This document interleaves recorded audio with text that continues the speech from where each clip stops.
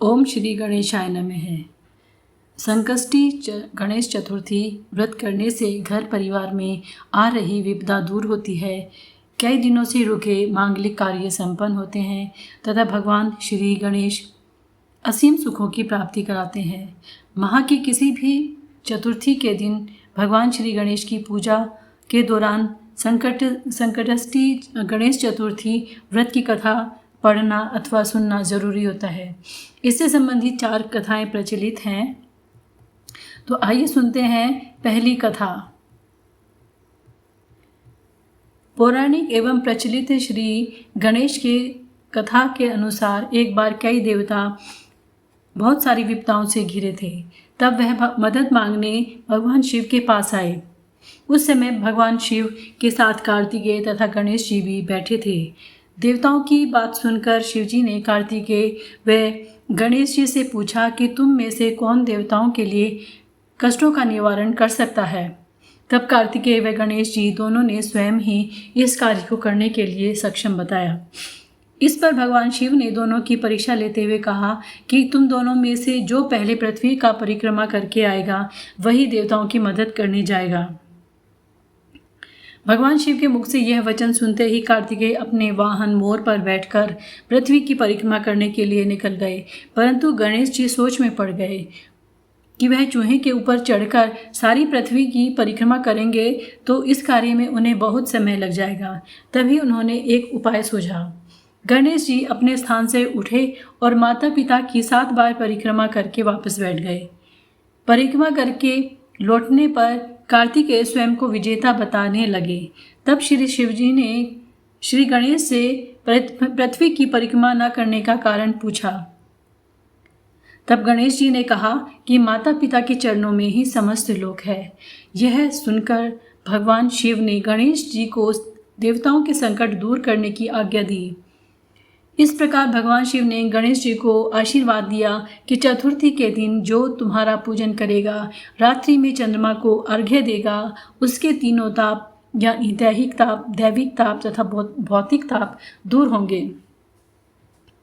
इस व्रत को करने से व्रतधारी के सभी तरह के दुख दूर होंगे और उसे जीवन के भौतिक सुखों की प्राप्ति होगी। चारों तरफ से मनुष्य की सुख समृद्धि बढ़ेगी। पुत्र पौत्र आदि धन ऐश्वर्य की कमी नहीं रहेगी। बोलो श्री गणेशाय नमः।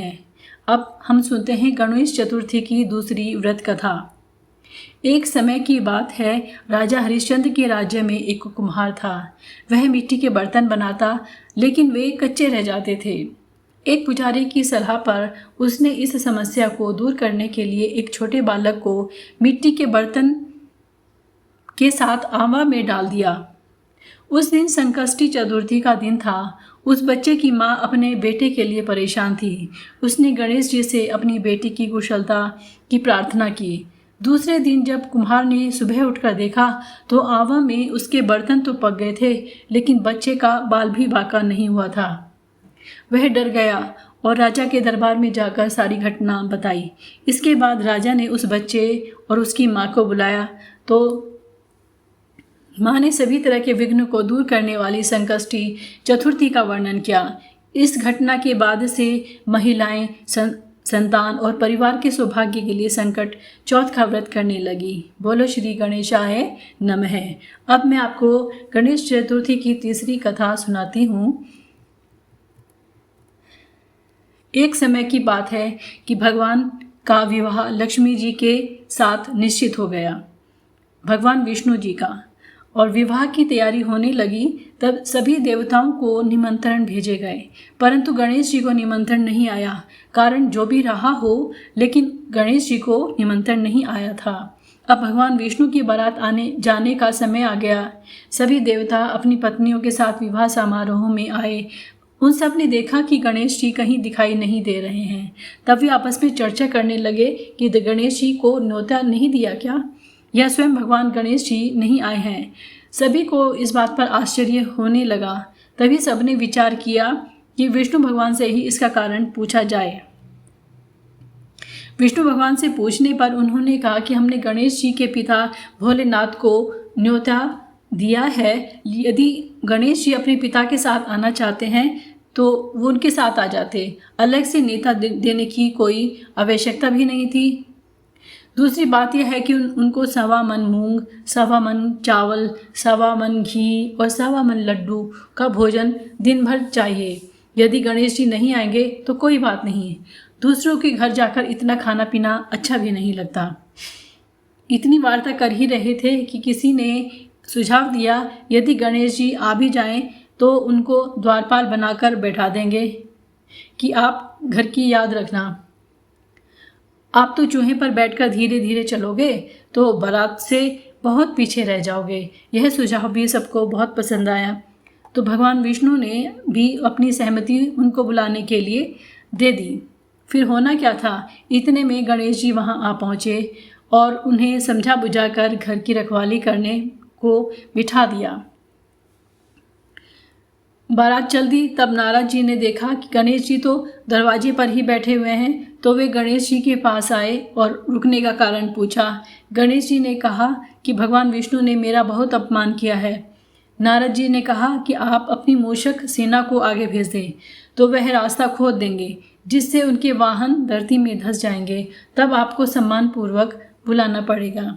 अब तो गणेश जी भगवान ने अपनी मूषक सेना जल्दी से आगे भेज दी और सेना ने जमीन पोली कर दी। जब बारात वहाँ से निकली तो रथों के पहिए धरती में धंस गए। लाख कोशिश करें लेकिन पहिए नहीं निकल रहे थे। सभी ने अपने अपने उपाय किए, परंतु पहिए तो नहीं निकल पा रहे थे, बल्कि कई जगह से टूट गए थे। किसी को समझ में नहीं आ रहा था कि क्या किया जाए।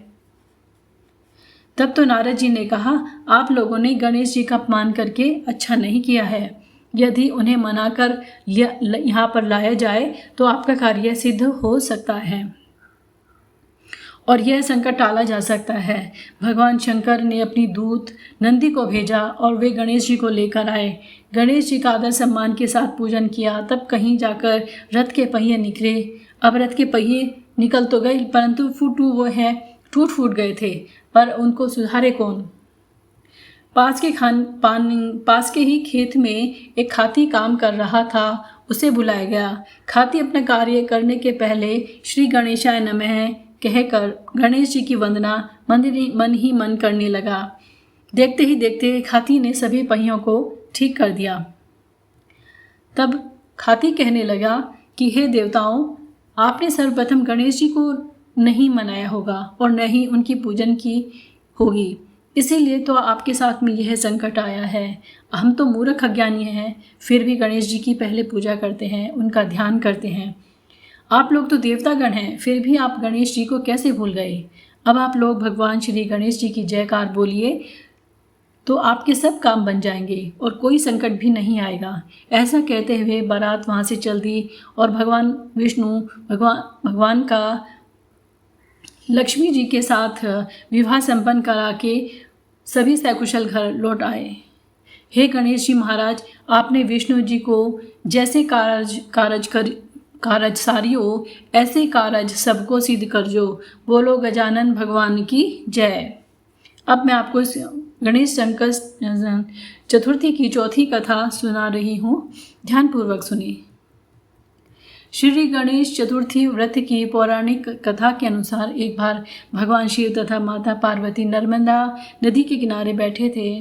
वहाँ माता पार्वती ने भगवान शिव से समय व्यतीत करने के लिए चौपड़ खेलने को कहा। शिव चौपड़ खेलने के लिए तैयार हो गए, परंतु इस खेल में हार जीत का फैसला कौन करेगा, यह प्रश्न उनके समक्ष उठा। तो भगवान शिव ने कुछ तिनके एकत्रित कर उसका एक पुतला बनाकर उसमें प्राण प्रतिष्ठा कर दी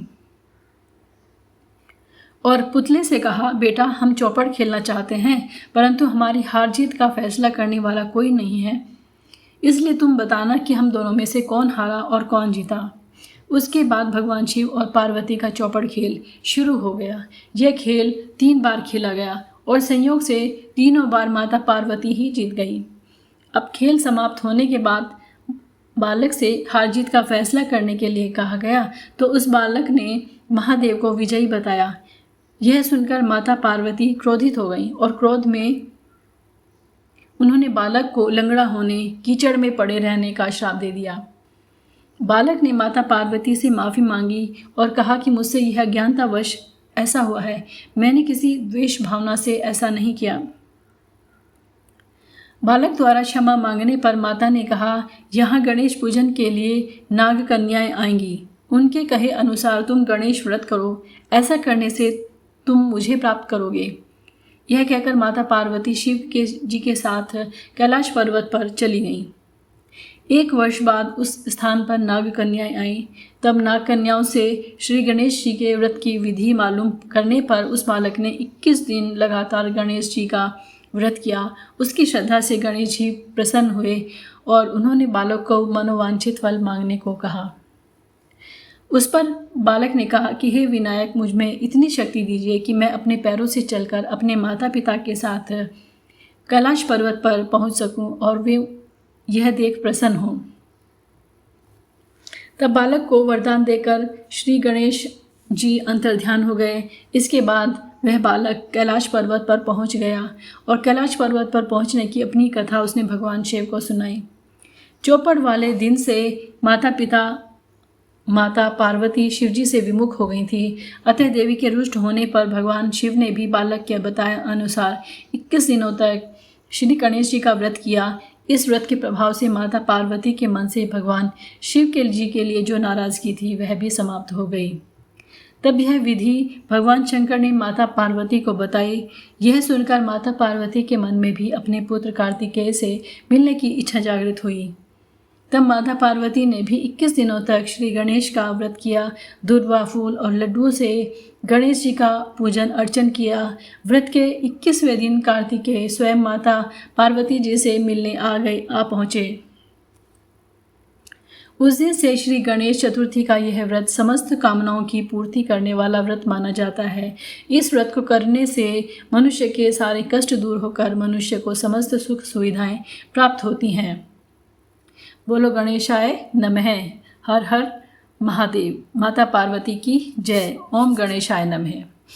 कमेंट में ओम गणेशाय नमः ना लिखना भूलें, उसे ज़रूर लिखें।